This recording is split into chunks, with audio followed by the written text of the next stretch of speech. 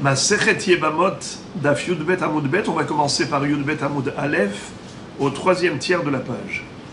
Amar Rav Asi, Tsarat Ailonit Asura, Shene'emar Behaya HaBechor Asher Teled, Prat Le Ailonit, She'ena Yoledet.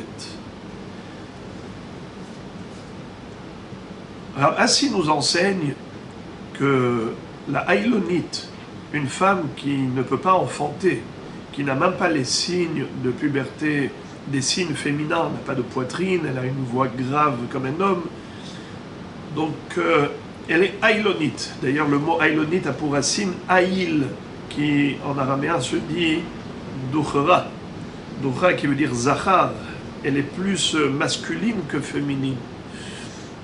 Donc celle-là, elle est stérile, foncièrement stérile, et on le sait qu'elle ne peut pas avoir d'enfant. Quel est le din si jamais on a deux frères, Réhouven et Shimon? Réhouven était marié à cette aïlonite et avec une autre femme également.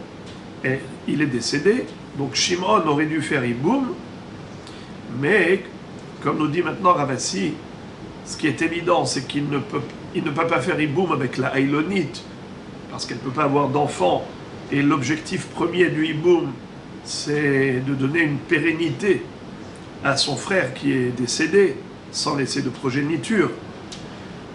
Comme il est écrit, Vahia Bechor Asher Teled Yakum al Shem Achivamet.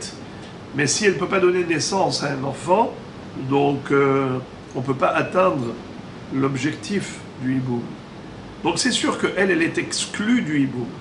Mais qu'en est-il de la Tsara, de la Aïlonite? Puisque Shimon, Réhouven est décédé, on l'a dit. Alors Réhouven était marié à deux femmes, l'une était aïlonite et pas l'autre, donc normalement il aurait dû pouvoir faire Iboum avec la seconde, mais non, étant donné que elle est la tsara de la aïlonite, comme la aïlonite elle-même n'est pas apte au Iboum, ainsi la tsara ne fera pas Iboum. La question est de savoir pourquoi pas.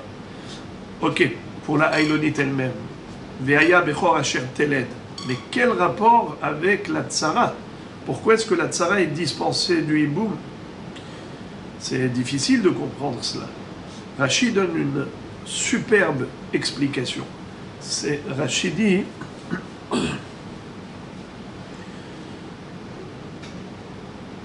Ve'aya bechor asher teled bir'uya leled prat le ailonit ve'kevan de ptura kaima ale be'eshet ah.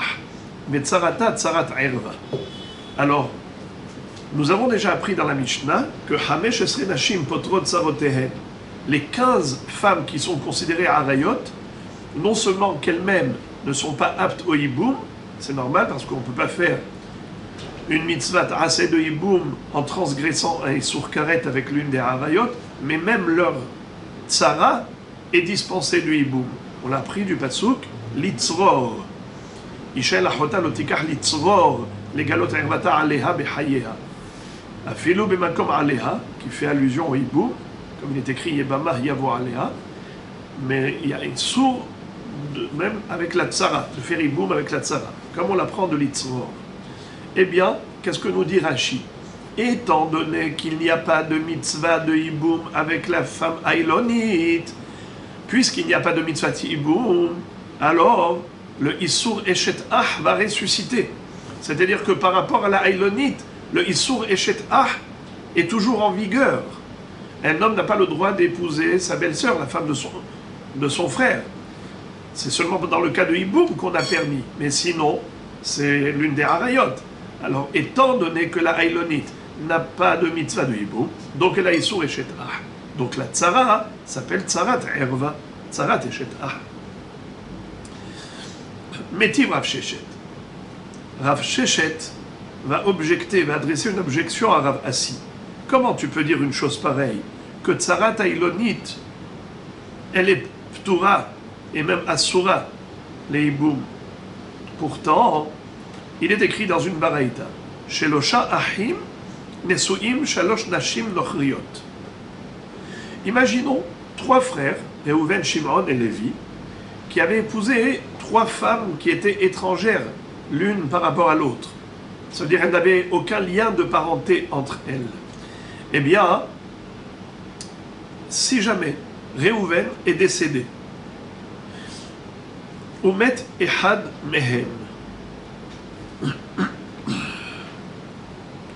Ve'asaba Sheni Ma'amar Umet. Shimon, qu'est-ce qu'il a fait avec la femme de Réhouven qui est décédée? Réhouven est mort, il a laissé une épouse. Shimon, son frère, a voulu faire Iboum. Et on le sait que Minatora, le Iboum consiste à avoir une relation conjugale tout simplement. Mais les Hachamim ont institué de ne pas faire ça comme ça de but en blanc, mais de passer par des Kiddushin. Il va lui dire avec de l'argent, ou Kesef, ou Shve Kesef, Ariat Mekudeshet Li, Betabazu, Kedat Moshe Israël. Ce Kiddushin s'appelle Ma'amar. Ce Ma'amar, c'est que Midera Bana. Alors qu'est-ce qui s'est passé? Shimon a fait Ma'amar avec la femme de Réhouven, c'est Yebama. Umet, et après lui aussi également, il est mort. Ça fait que Réhouven et Shimon, tous les deux sont morts. Et chacun a laissé une femme. Maintenant, qu'est-ce que va faire Lévi? Lévi, normalement. Imaginons que Shimon n'avait pas fait de Ma'amar. Quel aurait été le din? Eh bien, Lévi aurait dû faire Iboum avec la femme de Réhouven. Il aurait dû faire Iboum avec la femme de Shimon, puisque, en effet, il n'y a aucune raison de s'abstenir. Au contraire, c'est une mitzvah de Iboum vis-à-vis du premier frère qui est mort, vis-à-vis du deuxième frère qui est mort. Le problème maintenant, il est que la femme de Réhouven, étant donné que Shimon lui a donné des kiddushin, c'est comme s'il a déjà commencé le hiboum, comme si elle est déjà hiboumée midérabanan. Il n'a pas fait le hiboum minatora, mais au moins il y a hiboum des rabanan, il a fait ma'amar. Alors maintenant, qu'est-ce qui va se passer? La Braïta nous dit Hare elu holtzot velo mitiyabemot.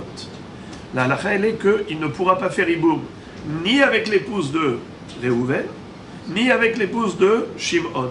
Ces deux yebamot, il va devoir leur faire halitza, mais pas hiboum. Pourquoi pas? Quel est le problème de faire hiboum avec l'une et avec l'autre? Ma baya, shene'emar umet ahad mehem yebamah yavo aleha. Comme il est écrit dans le pasuk, ki yeshwahim yahdav umet ahad mehem uben enlo lo tiye shetamet ahutza leishzar yebamah yavo aleha ulkahalo leisha veibemah. Ce qui veut dire que si jamais l'un des deux frères est mort, eh bien, le frère survivant va faire hiboum. Mi she'aleha zikat yabam ehad velo zikat shnei yebamin. La Braïta conclut en disant que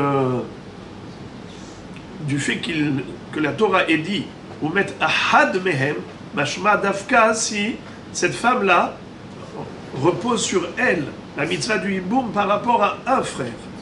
Mais si cette femme-là, elle a un double statut, elle a un statut d'être la femme de Réhouven, elle a aussi le statut d'être la femme de Shimon, ça veut dire que maintenant que Shimon a fait Ma'amar, donc il a déjà entamé le hiboum avec elle, et ensuite il est mort, donc il n'a pas complété le hiboum pour dire qu'elle est complètement la femme de Shimon.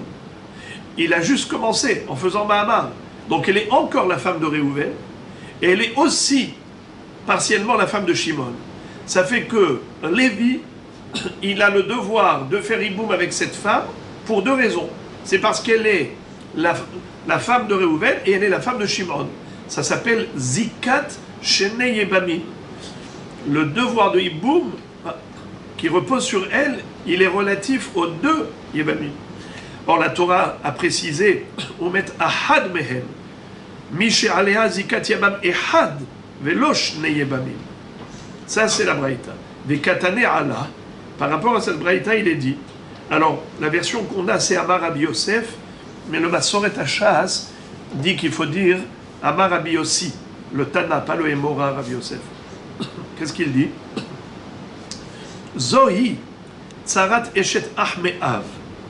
Chez Issour Nefila Garamla, chez l'homme Atsinu Bechol la Torah Kula Kegonzot. Rabbi Yossi dit, cela s'appelle Tsarat Eshet Ah Me'av. Évidemment Me'av, parce que tout ce qui est Yiboum, ça passe par le père. Deux demi-frères qui ont le même père, il y a la mitzvah de Yiboum, mais s'ils n'ont pas le même père, même s'ils ont la même mère, il n'y a pas de Yiboum. En tout cas, qu'est-ce que ça veut dire Tsarat Eshet Ah. Quel est le problème? Quel est le problème? Pourquoi cette femme-là ne peut pas faire Yiboum? Et elle ne peut faire que Halitza. D'abord, j'ouvre la parenthèse pour bien préciser que toute cette dracha, comme dit Rashi, c'est qu'une asmarta be'alma. Parce que Minatora, cette femme, elle n'est pas du tout considérée Yebama de Shimon, elle est Yebama uniquement de Réhouven. Car le Ma'amar, les Kiddushin avec de l'argent, ça n'existe pas selon la Torah. C'est une takanat Chachamim. Et de ce fait, on ne peut pas dire qu'elle est exclue du Yiboum parce qu'elle s'appelle la femme de deux hommes. La Yebama de Réhouven et de Shimon. C'est pas vrai, elle n'est que de Réhouven, selon la Torah. Shimon, ce qu'il a fait, c'est un Ma'amar qui n'a aucune valeur aux yeux de la Torah. Mais étant donné que les Chachamim ont institué le Ma'amar, et les Chachamim ont trouvé une allusion à cela, un smach, une asmarta, alors on se sert de cela. Et on se sert de cette allusion pour dire Zoïd Sarat Eshet Ahme'av. Cette femme-là maintenant, ok, elle,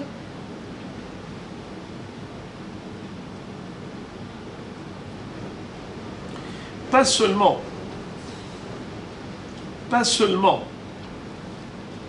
elle-même, parce qu'on a dit Shtehen Holtzot. C'est qui Shtehen? La femme de Réhouven et la femme de Shimon. C'est-à-dire que Lévi ne pourra pas faire Yiboum ni avec celle qui a les deux zikotes, la zika de Réhouven et de Shimon, et même la femme initiale, originelle de Shimon, même avec elle, il ne va pas faire Yiboum. Pourquoi pas? Pourquoi il est obligé de faire Halitza? Pourquoi il ne pourrait pas faire Yiboum? Parce qu'elle est considérée comme Tsarat Eshet Ah. Vu qu'on a déjà interdit le Yiboum avec la femme de Réhouven, parce qu'elle est considérée comme femme de Réhouven et de Shimon à la fois, Zikat Shnei Yebamin, bien l'autre femme, désormais, elle s'appelle Tsara, puisque Shimon a fait Ma'amar, il lui a donné des Kiddushin à la femme de Réhouven, donc ça fait que maintenant il a deux femmes. Vu qu'il a maintenant deux femmes, donc l'une est la rivale de l'autre. Si la première est interdite au Yiboum, alors la deuxième aussi elle est interdite au Yiboum. Pourquoi? Parce qu'elle s'appelle Tsarat Eshet Ah. Hein? Que Midirabanan. Exactement. Voilà, c'est pour cela que on interdit que le Yiboum, mais on impose la Khalitza. Alors que si c'était une Erva Minatora, on n'aurait pas seulement dispensé de Yiboum, on aurait dispensé même de Khalitza. Parce qu'on a une règle. Donc si c'était une vraie Tsarat Erva Minatora, on aurait dispensé même de Khalitza. Mais là on a dit Holtzot, Velo Mitya Bemot, parce que c'est que Midirabanan. Et d'ailleurs, c'est ce que dit Rabbi aussi, Zoï Tsarat Eshet Ahme'av, chez Issour Nefila Garamla. Comme ça dit Rashi, la première des grandes lignes de Rashi en bas. Chez Issour Nefila Garamla, chez Nafla Shtepe'amim Mizika Ahat. C'est là maintenant. Pourquoi elle est interdite la première? Chez Issour Nefila Garamla. Chez l'homme Atzinu Bechol la Torah Kula Kegonzot. Rashi dit chez l'homme Matzinu Bechol la Torah Shete Aser. Et la Miderabanan ou de Mitzera. Chez Enkan Isura Erva. Et Asura Tsarata. Ça veut dire que les Hachamim ont interdit la Tsarat Erva, bien que ce soit juste une Tsarat Eshet Ah. Normalement, toutes les tsarot qu'on connaît, c'est des tsarot de Harayot. Mais ici, c'est carrément Tsarat Eshet Ah. Pourquoi tu interdis la femme de Shimon au Yiboum? Parce qu'elle est la tsara de celle que Shimon, son mari, a juste épousé Miderabanan. Il lui a donné des Kiddushin. Elle s'appelle déjà Tsarat Erva pour cela. Et donc s'appelle Tsarat Eshet Ah. On n'a pas trouvé d'échantillon dans la Torah de ce type. Alors la Gemara veut faire maintenant une déduction. Zohi les maotemai. Quand tu dis ça, c'est une tsara de Eshet Ah, midera banan. Mais ça n'existe pas de tsarat Eshet Ah, minatora. Qu'est-ce que tu as voulu exclure en disant Zohi? Maï Zohi. Les maotemai. Là, les maoté tsarat aïlonit des sharia. Voilà le point de chute. Rav Sheshet arrive à la déduction suivante. Comment, Rav Assi, tu as pu dire que tsarat aïlonit asura de la même façon que la aïlonit, elle est asura pour quelle raison? Mishum eshet ah. Là, on parle d'une aïlonit que la personne a épousée en âme et conscience. On ne parle pas d'une aïlonit qu'il ne connaissait pas. Il ne savait pas, il a eu le choc, il a eu Mekartaout. On parle d'une aïlonite. Il a épousé cette aïlonite. Et donc c'était sa femme. Et il avait une deuxième femme normale. On est en train de dire que, de la même façon qu'il ne peut pas faire Iboum avec la aïlonite, il ne peut pas faire Iboum non plus avec sa tsara. Quel est le nom du Issour de la tsara? Tsara Teshet Ah.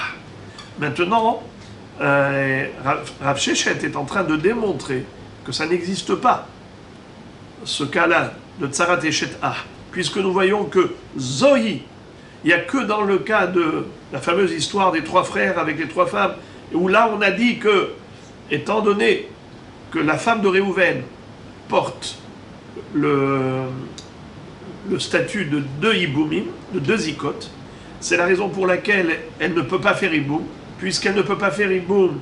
Il n'y a pas de mitzvah de Iboum plutôt. Il n'y a pas de mitzvah de Iboum. Donc il y a le Issour de faire Iboum. Ça va comme ça. Quand il y a une mitzvah de Iboum, il n'y a pas de Issour Eshet Ah. S'il n'y a pas de mitzvah de Iboum, revient et ressuscite le Issour Eshet Ah.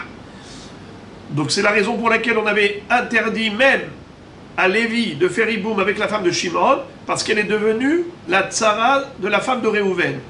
Et quel rapport avec tsara? Mais ce sont deux frères. Réponse, comme Shimon avait déjà fait Mahamar, donc il avait déjà commencé le Iboum avec cette femme de Réhouven, automatiquement, elle devient tsara. Mais comment qualifier ce Issour? Eh bien, c'est tsarat Eshet Ah. Maintenant, Rav Sheshet dit, si à propos de cette tsarat Eshet Ah, il a été dit dans la Braïta, Zohi, tsarat Eshet Ah, chez Issour Nefila Garamla, chez l'Omatsinu Bechol HaTorah Kula Kegonzot. Ça veut dire qu'on veut exclure un cas similaire. Quel est le cas similaire où il y avait une bonne raison de dire que ça s'appelle Tsarat Eshet Ah, et pourtant on ne le dit pas? A priori, c'est Tsarat Aïlonite. Car Aïlonite, c'est pareil. Tu ne peux pas faire Iboum avec la Aïlonite parce qu'elle ne peut pas donner naissance à une progéniture. Or, l'objectif du Iboum, c'est justement Ve'aya Bechor Asher Teled. Ok, alors elle est exclue.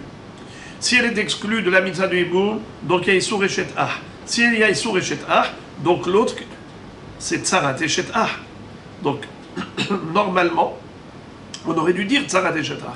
Mais du fait que la Braïta est dit Zohi, à propos de Shalosh Nashim Nochriot, c'est que là-bas qu'on a trouvé Eshet Ah, Tsarat Eshet Ah. Et pas Tsarat Aïlonit. Ce qui veut dire que Tsarat Aïlonit est Mouteret. Alors pourquoi, Ravassi, tu as dit Tsarat Aïlonit Asura? C'est une démonstration ingénieuse de la part de Rav Sheshet qui a déduit de ce lachon de Zohi l'exclusion de Tsarat Aïlonit. C'est uniquement dans ce cas que c'est Assour, Tsarat Eshet Ah, mais pas dans le cas de Aïlonit. La Gemara va dire que non. C'est une déduction, mais à l'envers. La déduction, il faut la faire à l'envers. Lo.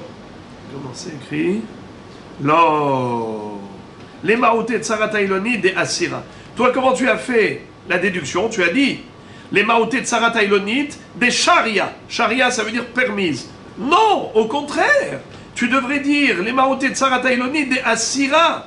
Et comment dit Rashi? Asira bafilu halitza lobaya. Toi, tu as compris que elle est permise, que tu peux faire même iboum. C'est seulement à propos de Shalosh Nashim Nochriot où on a dit Holtzot, Velomitia Bemot. Et tu as voulu faire une déduction pour dire que la Tsarat Aïlonite mitia bemet. Contrairement à l'autre qui est choletzet velo mitia bemet.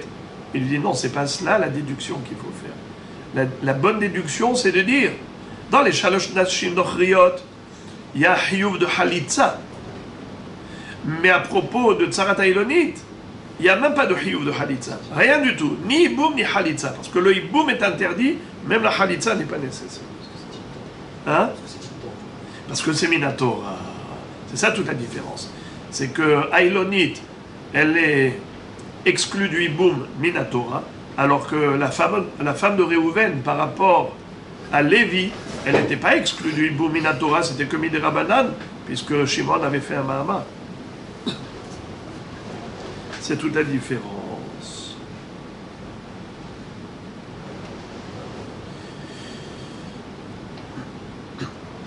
Et d'ailleurs, c'est la Gemara elle-même qui donne la raison. La Gemara elle-même donne la raison. Je répète, Maï Zohi, Zohi Deisur Nefila Garamla, Tsarata Baya Halitza, Ailonit, Afilu Halitza Lo Baya, Maï Tarma, Ha de Oraita, Ha de Rabanan. Encore une couchia sur Ravasi. Comme en Ravasi, tu peux dire que Tsarat Ailonit Asura. Pourtant, Tnaan, on a appris dans la première Mishnah de Masechet Yebamot, Vechulan immetu omi anu onidgarshu oshenimtseu ailoniot tsaroteen mutarot. Il est écrit clairement que toutes les harayot sont potrot tsaroteen. Mais si ces harayot avaient eu un incident, par exemple, metu, la herva, elle était morte avant le décès du frère. Ce qui fait qu'au moment du décès du frère, la herva n'était plus là.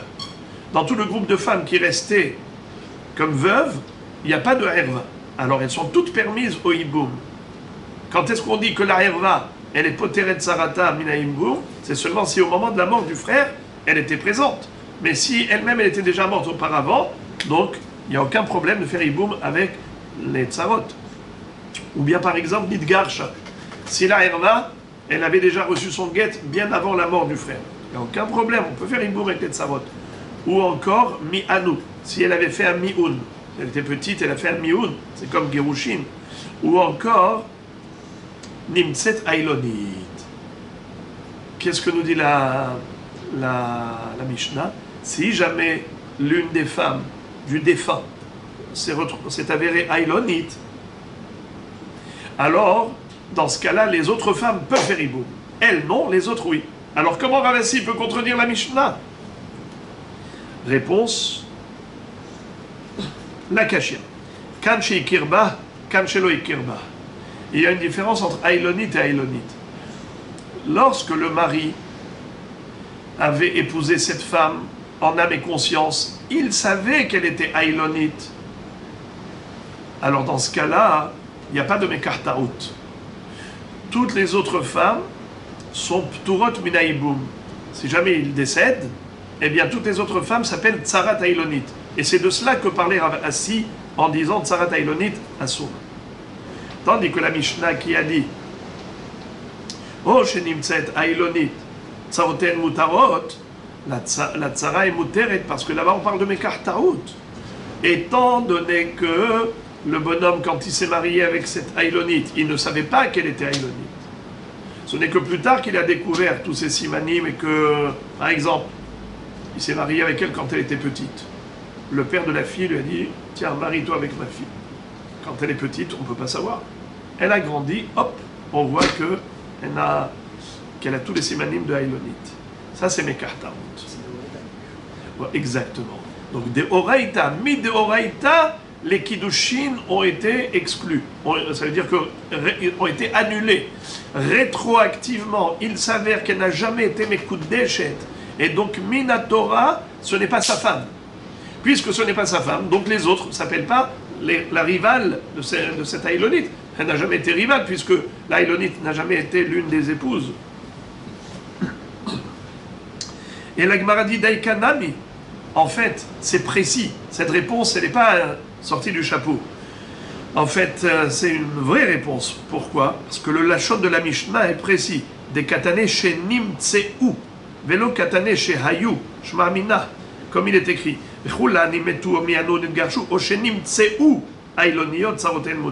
C'est-à-dire quoi, nimtseu? Il s'est avéré que. Ça veut dire qu'au moment où il s'est marié avec elle, il était sûr qu'elle était normale, et ce n'est que plus tard, chez Nimtsa, plus tard, on a trouvé qu'elle avait un problème qui a fait que c'est Mekarta. Parce que si vraiment c'était en connaissance de cause qu'il s'est marié avec elle, alors on n'aurait pas dit chez Nimtseu Ailonit, on aurait dit chez Hayu Ailonit. Et maintenant la Gemara va citer l'opinion de Rava qui contredit totalement Rava Assi et il dit que Tsarat Ailonit Muteret. Amarava, Hilcheta, Tsarat Ailonit Muteret, va filu hikirba. Lui, Rava nous dit que la Ailonit, bien que personnellement c'est impossible de faire le hiboum avec elle, mais la tsara, elle est permise. Question, comment ça se fait qu'elle est permise?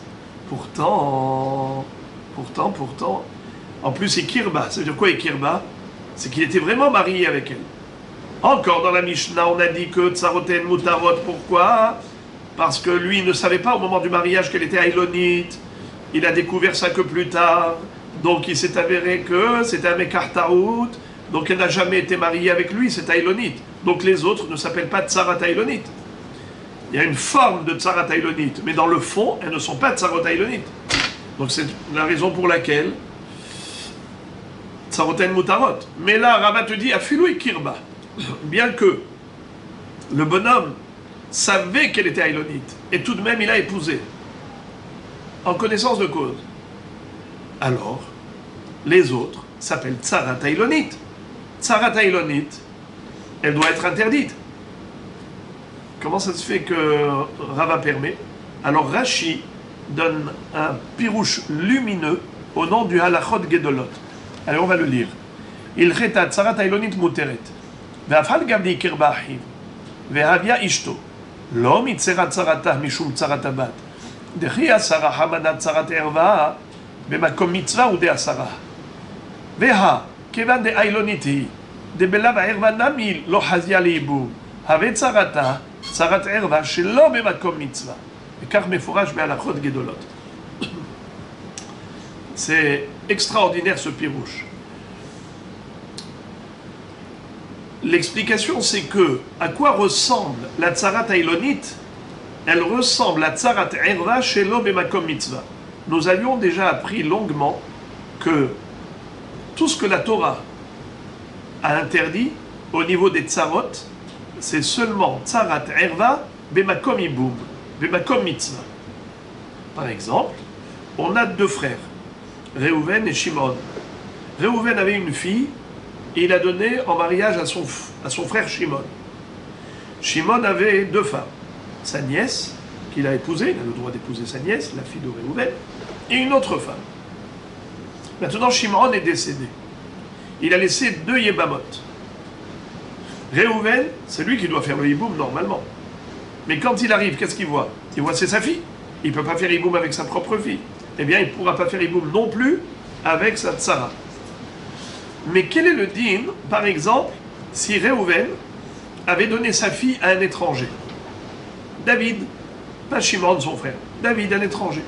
Ce David-là avait deux femmes. La fille de Réhouven et une autre, une étrangère. Maintenant, ce David est décédé.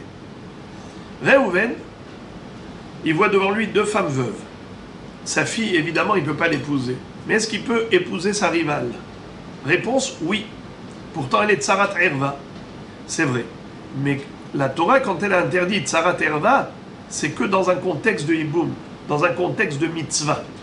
S'il n'y a pas de mitzvah, il n'y a pas de issour de tsarat erva. C'est pour ça que vis-à-vis d'un étranger où il n'y a pas de mitzvah de hiboum, il n'y a aucun problème d'épouser la tsara de la erva, puisqu'elle est disponible, elle est libre. Alors, le Baal Halachot Gdolot dit quelque chose de fabuleux. Il dit, même dans un cas de deux frères, on pourrait avoir une situation où il n'y a pas de mitzvah. C'est quoi? Ailonite. Lorsque l'une des femmes est ailonite, vis-à-vis d'elle, Est-ce qu'il y a une mitzvah de hiboum? Non. C'est pas qu'il y a issour, comme pour toutes les harayot. En général, qu'est-ce qui bloque quand il y a des harayot? Pourquoi le frère ne peut pas faire hiboum? C'est pas un problème technique, c'est un problème halachique. Erva. Or, ici, étant donné que cette femme est aïlonite et que techniquement, elle ne répond pas aux critères, donc vis-à-vis d'elle, il n'y a aucune mitzvah. Puisque l'objet de la mitzvah, c'est une femme qui peut donner naissance à un bébé. Mais si elle ne peut pas être yoledet, alors il n'y a aucune mitzvah. S'il n'y a aucune mitzvah vis-à-vis d'elle, alors les tsarot ne s'appellent pas tsarat erva. Ça s'appelle tsarat erva, mais ça s'appelle tsarat erva chez l'obémakom mitzvah. Car la erva, elle n'est pas bémakom mitzvah. Les tsarot, ils sont bémakom mitzvah, mais la erva n'est pas bémakom mitzvah. Et de ce fait, puisqu'elles ne sont pas tsarot d'une erva qui est bémakom mitzvah, alors voilà pourquoi Rava autorise. Et Rav Assi. Rav Assi dit que, bien que c'est un problème technique, physiologique, elle ne peut pas être yoledette, mais une fois qu'elle ne peut pas être yoledette, donc maintenant va ressurgir le Issour Eshet Ah. Et une fois que va ressurgir le Issour Eshet Ah, donc l'autre elle s'appelle Tsarat Eshet Ah. Mais lui, Rava, il ne raisonne pas comme ça. Ben même lui, au contraire, lui il dit justement ce pasouk, Rava dit Vehaya Bechor Asher Teled Davka. C'est en train de me dire, ce pasouk me dit que la mitzvah n'a lieu d'être que si la femme elle peut être yoledet. Si la femme ne peut pas être yoledet, il n'y a pas de mitzvah. Donc ça s'appelle Tsarat Erva chez l'obémakom mitzvah, puisque vis-à-vis de la Elonite, il n'y a pas de mitzvah. C'est comme une étrangère. C'est comme Tsarat Erva chez un étranger. Où il n'y a pas de mitzvah, on a dit que c'est permis. Là aussi. La tsara de la Haïlonite, c'est tsara d'une femme envers laquelle il n'y a aucune mitzvah de hibou. Puis les plaïm. Seulement le problème, c'est la shon de la Mishnah. Velaha de katane shenim tseu. Dans la Mishnah, on a bien dit que shenim tseu haïloniot. Ça veut dire que le bonhomme ne s'y attendait pas, c'était un mekartaout. Machma que s'il le savait, qu'elle était haïlonite, et il a quand même épousé en âme et conscience, dans ce cas-là, Béhémet, les tsarot devraient être interdites. Eh bien, lui, Rava va te dire que ce n'est pas un problème. Tane chez Hayou. Au lieu de lire chez Nimtseu, tu vas lire chez Hayou. Béhémet, les Mefarshim disent que ce n'est pas une correction, c'est une explication. Lui te dit, Nimtseu Ailonit, ce n'est pas Nimtseu Ailonit par la suite. Elles étaient Ailoni depuis le début, ça veut dire Nimtseu Ailoni depuis le début.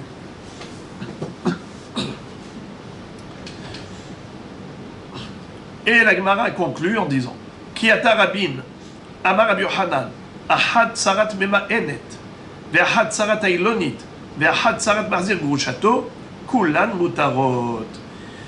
Après les trois sugiot qu'on a étudiés, on a étudié le sujet de Mema Enet. On a étudié également la Sugia de Marzir Grushato. Si quelqu'un a récupéré son ex-femme alors qu'elle s'est remariée avec quelqu'un d'autre, il a fait une avéra de se remarier, Marzir Grushato c'est une avéra, et il avait une herva, il ne peut pas faire Iboum avec Marzir Grushato, avec la Grusha elle-même.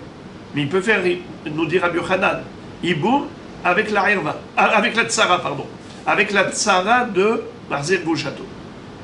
Également, il peut faire Iboum avec la tsarat mema enet, contrairement à Shmuel, qui avait dit que tsarat mema enet asura mishum gzera, il avait dit qu'il y avait une gzera de tsarat bito mema enet.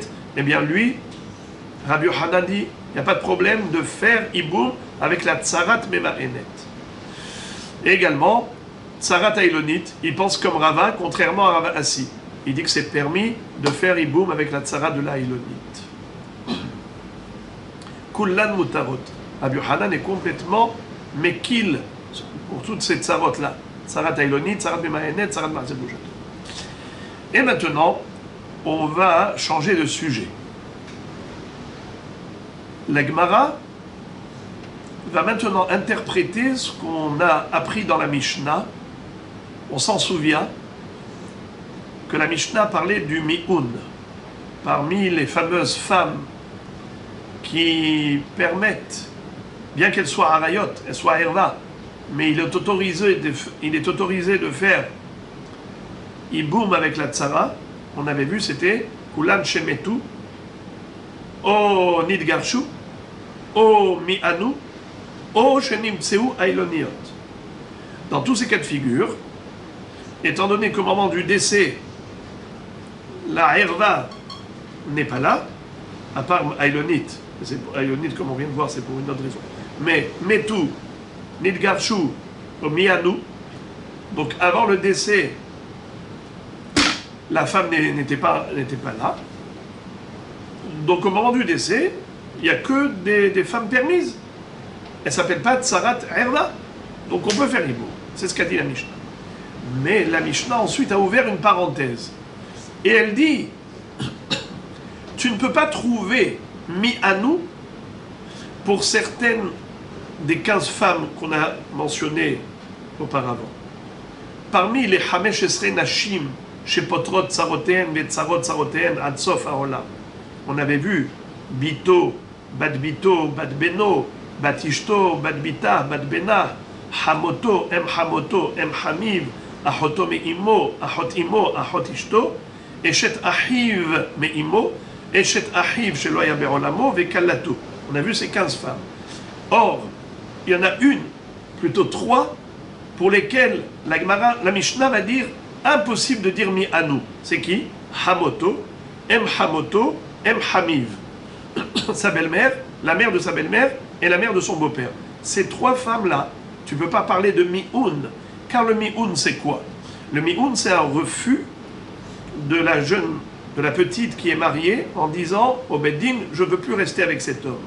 Mais le mi'un, c'est une formule possible pour se séparer de son mari que par rapport à un mariage qui n'est que midérabanan. Car une femme qui est mariée minatora, il n'y a que le guet qui peut rompre ses liens avec son mari. Le mi'un, c'est une takana de hachamim par rapport à une petite fille qui est orpheline. Elle n'a pas de père, parce que le père, lui, il aurait pu la donner en mariage minatora, et biti natati la ijazé. Mais si elle est orpheline, eh bien finalement, elle aurait pu être à la merci des gens. Un être sans défense, une petite orpheline, peut y avoir des gens mal intentionnés qui vont abuser d'elle. Alors il faut la caser. Hachamim ont dit, sa mère, son frère, peuvent la donner en mariage à quelqu'un pour qu'elle soit au moins sécurisée.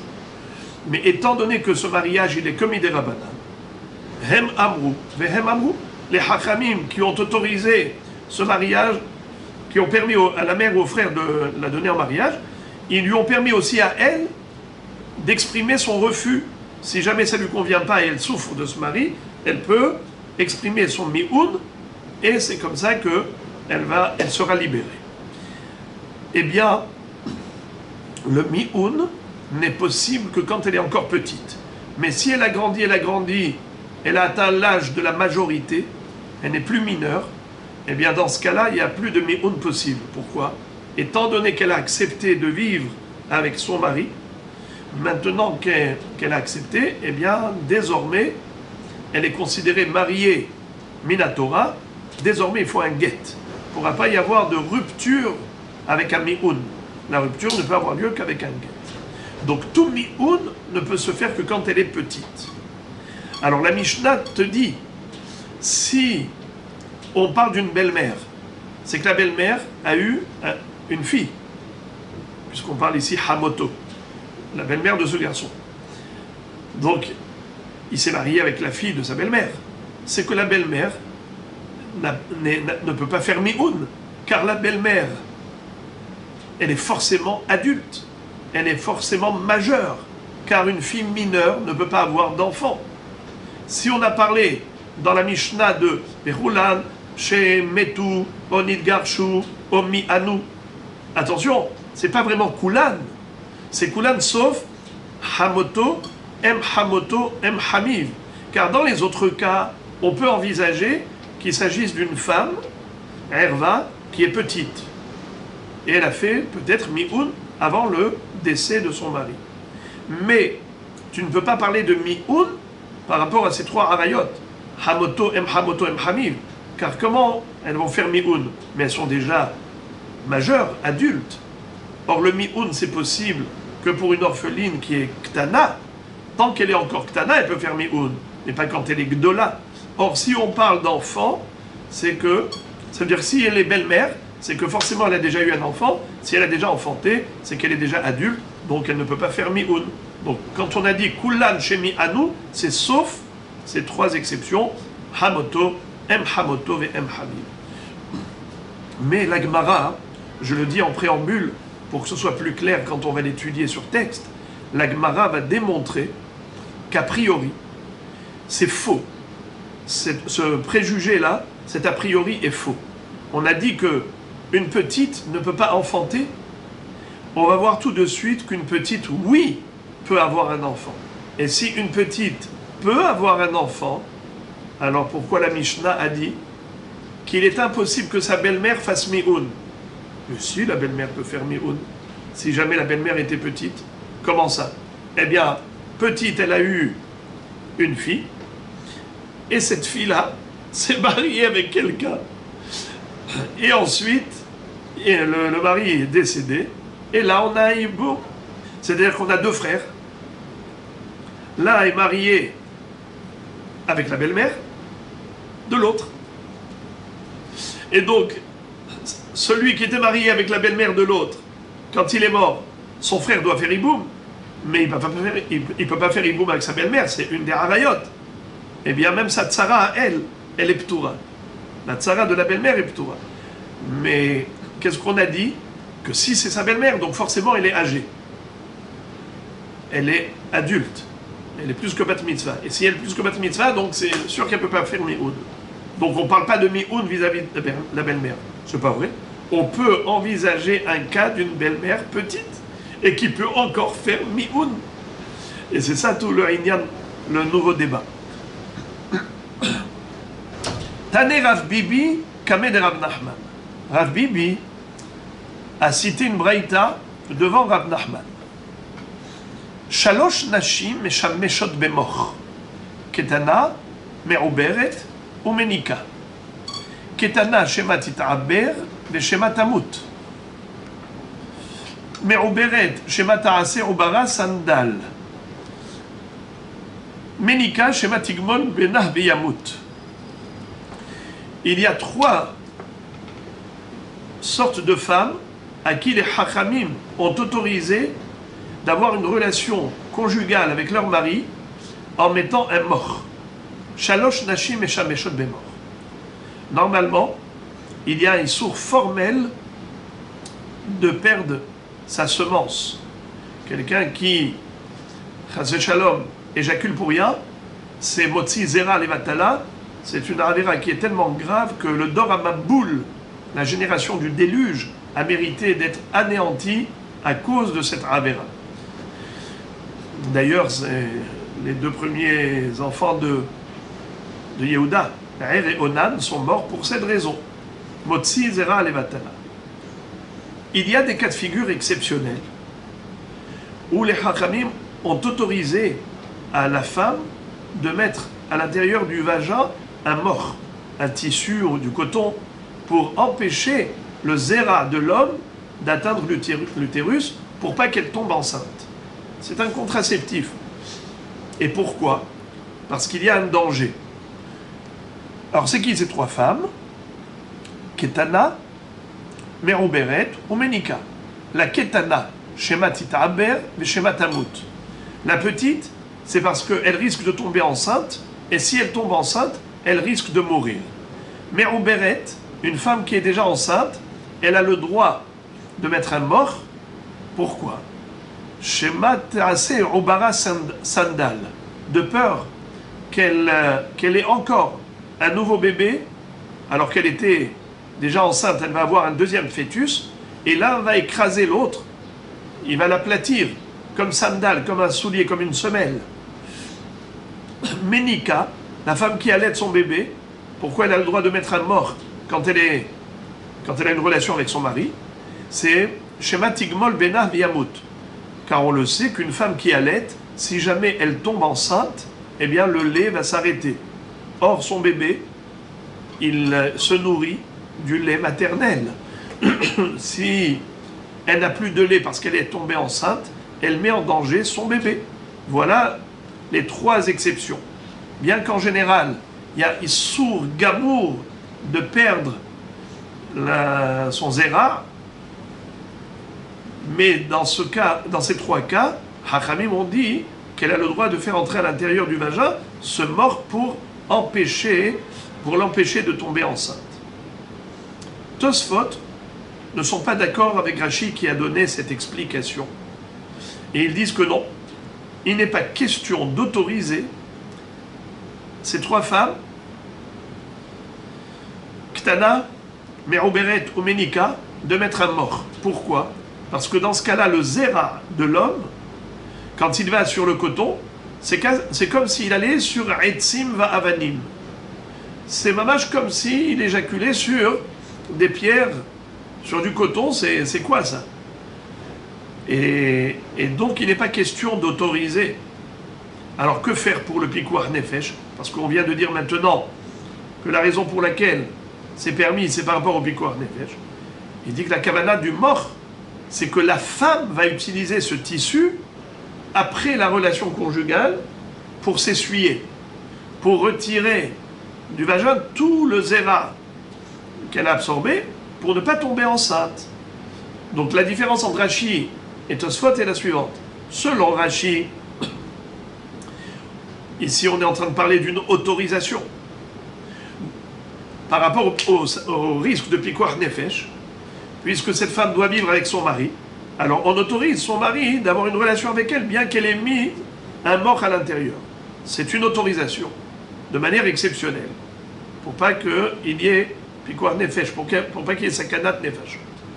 Tandis que d'après Tosfot, pas du tout. On ne permet pas une chose pareille. Ce qu'on permet, c'est qu'après la relation, qu'elle retire. Et pas seulement on permet, on l'oblige. Parce que ça fait que Pikuach Nefesh, il faut qu'elle retire ce zéra dans ces 3 cas. Ktana, Merouberet, Menika. Alors, la Braïta continue et nous dit Ve'ezohi Ketana, qu'est-ce qu'on appelle Ketana? Mi bat yud alev shana v'yom echad ad yud bet shana v'yom echad. Ketana, c'est entre 11 ans et 12 ans. 11 ans et 1 jour, jusqu'à 12 ans et 1 jour, c'est le créneau de Ktana. Pachot miken viater alken meshameshet kedarka veolechet. Divrei Rabbi Meir. Ça veut dire que avant cet âge et après cet âge, elle n'a pas le droit de mettre le mort. D'accord? Elle est meshameshet kedarka. Pourquoi? Parce que avant 11 ans, elle ne peut pas tomber enceinte. Impossible. Après 12 ans et 1 jour, il n'y a aucun problème qu'elle tombe enceinte. Le problème, c'est juste entre 11 et 12 ans. C'est pendant cette année-là où elle est encore mineure, proche de l'âge de la majorité. Chachamim omrim, mais Chachamim ne sont pas d'accord avec Rabbi Meir. Ils disent Ahadzo ve'ahadzo, meshameshet kedarka ve'olechet. Umina shamayim yirahamu. Mishum shenemar shomer petaim Hashem. Fin de Baraïta. C'est-à-dire que selon Chachamim, ni la Ktana, ni la Merouberet, ni la Menika n'ont le droit d'être Meshamesh Bémor. Il faut qu'ils soient Meshamshot Kedarka. Ah, mais il y a un risque. Chachamim disent, Akadosh Baruch Hu les protégera. Shomer Petaim Hashem, Dieu protège les gens simples. Alors la Gemara fait une déduction qui est la suivante.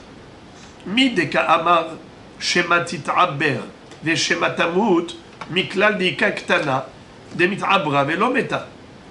Imken matsinu hamoto mema'enet. Utnaan iyata yachol lomar ba hamoto ve'em hamiv shenimtzeu ailoniot o shemi'anu.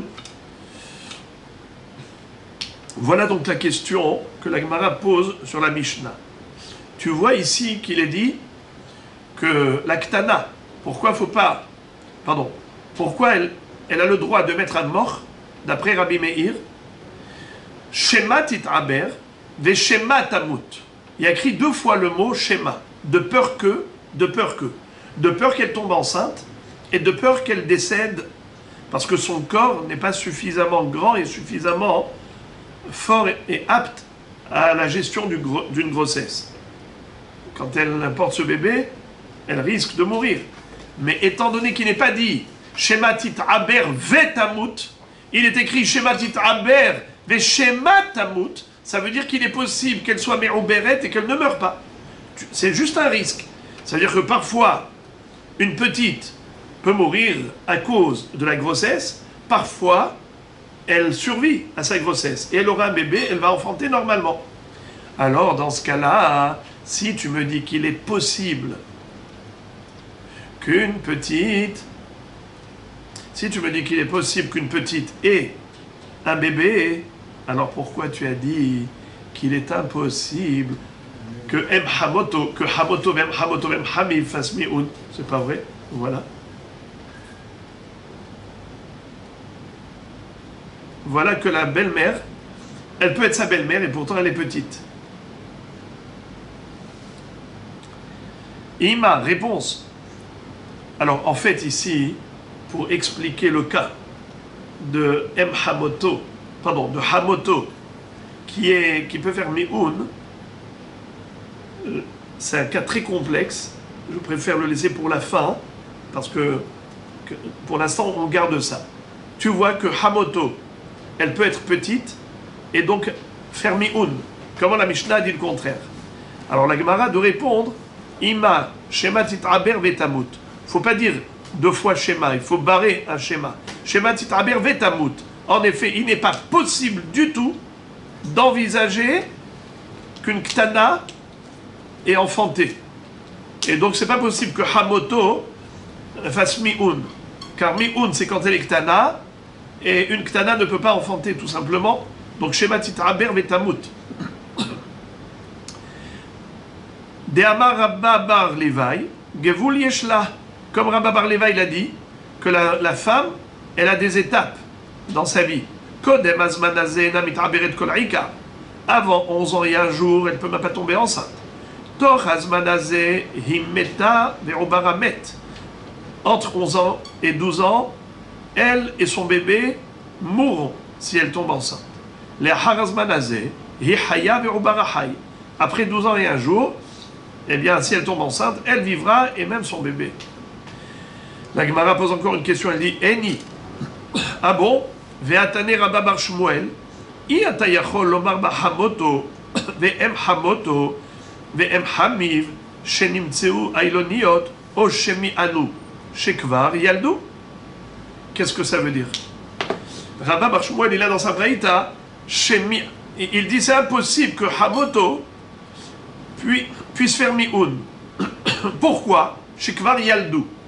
Rashi explique que c'est pas Shekvar yaldu qu'il fallait dire. Regardez comment Rashi dit très joliment.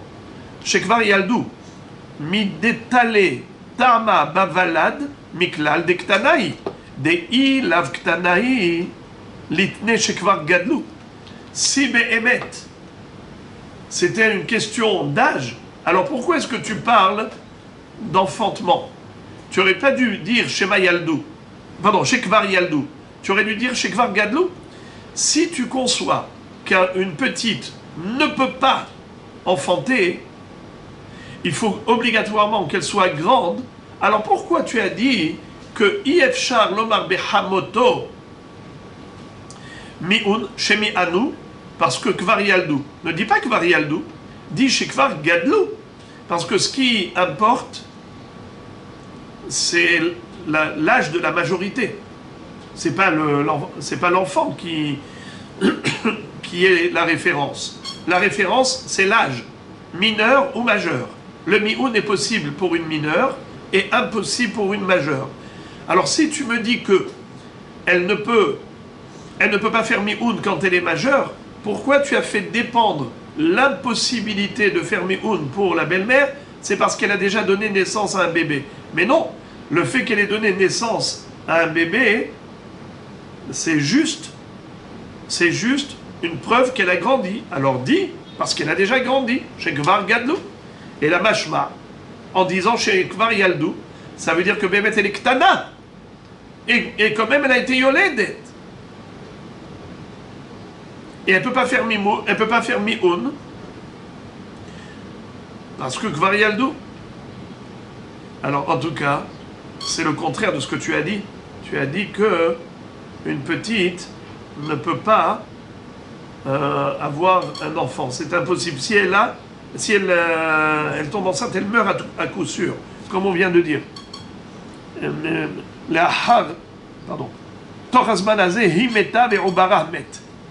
Elle et son bébé vont mourir. Mapitom, tu vois clairement, chez Kvar Yaldou. Et Kvar Yaldou, ça veut dire quand elle était petite. Parce que si c'est qu'elle a grandi, tu aurais dit chez Kvar Gadlou. Alors la Gemara revient en arrière. Et là, les Olam, Shema Tit'aber, et Shema Tamut. On est obligé de dire que Behemet, oui, en effet, une petite, elle peut tomber enceinte et elle peut même accoucher sans mourir. Pourquoi on lui permet de mettre le mort? C'est juste pour se protéger du risque de la mort. Mais dans la réalité, il se peut qu'elle enfante sans mourir. C'est pour ça qu'on dit deux fois Shema. Shema Tit'aber, des Shema Tamut. Ça veut dire que c'est pas sûr qu'elle va mourir. Alors dans ce cas-là, la question revient à la case départ. Dans ce cas-là, pourquoi la Mishnah a dit que I-efshar lomar behamoto shemi anu? Ça veut dire quoi? Que c'est impossible que sa belle-mère, si elle a donné naissance à une fille, donc c'est sûr qu'elle a déjà grandi, donc elle ne peut pas faire mi-un, c'est pas vrai? On vient de dire maintenant qu'une petite peut avoir un enfant. Vela kashiach amar Rav Safra. Alors Rav Safra répond, Banim harehem kesimanim. Extraordinaire. Banim harehem kesimanim. Qu'est-ce que ça veut dire? Behemet, il est possible d'avoir une ktana qui enfante. Behemet, on peut avoir une ktana qui enfante. Comme on a dit, Shema Tit'aber et Shema Tamut. Alors dans ce cas-là, pourquoi la Mishnah a dit que Hamoto ne peut pas faire mi'un? Hamoto ne peut pas faire mi'un, c'est pour une autre raison. Parce que si elle est Hamoto, c'est qu'elle a enfanté. Si elle a enfanté, même si elle est petite en âge, elle est considérée majeure, halachiquement parlant. Le statut de bat mitzvah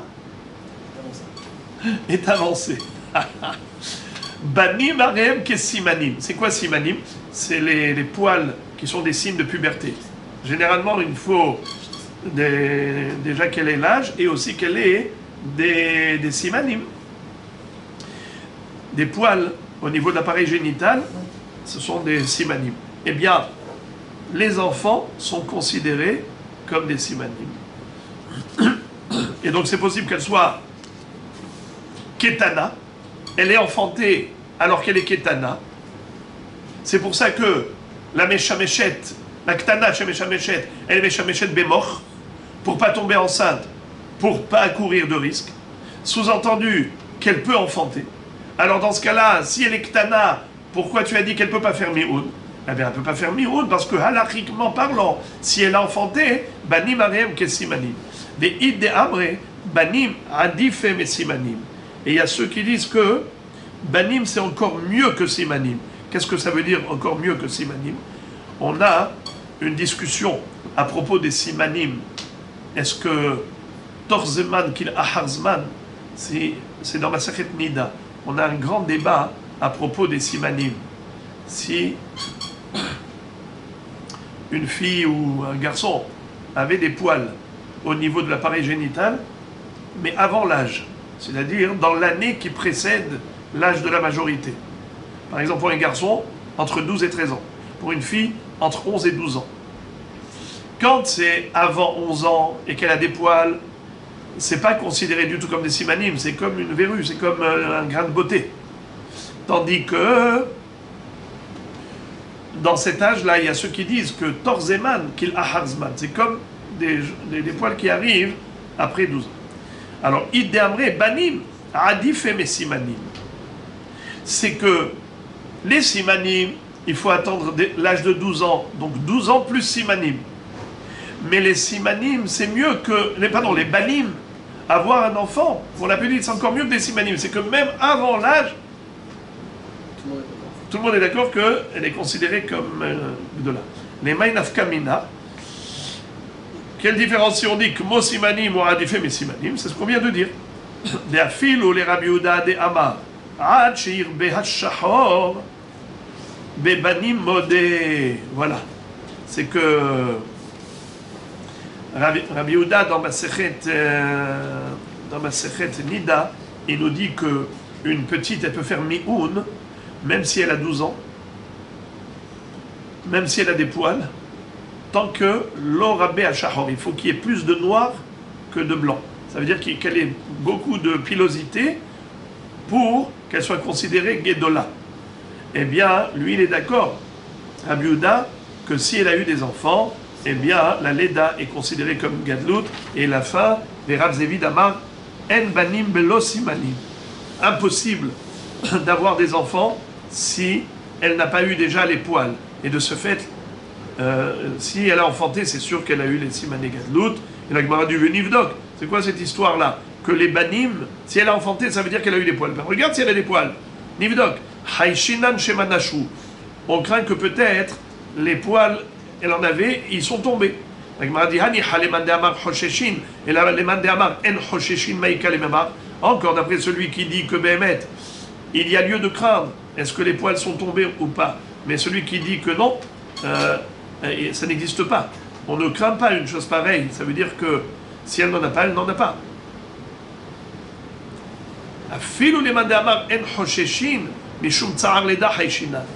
Même celui qui dit que ça ne tombe pas, et si elle n'en a pas, ça veut dire qu'elle n'en a jamais eu, mais quand elle a eu un bébé, eh bien le tsar leda, le traumatisme physique que subit le corps d'une femme quand elle accouche, eh bien ça peut entraîner la chute des poils, et donc là on est hoché chez Manachou, donc ça veut dire en banim blo simanim. C'est sûr qu'elle est majeure.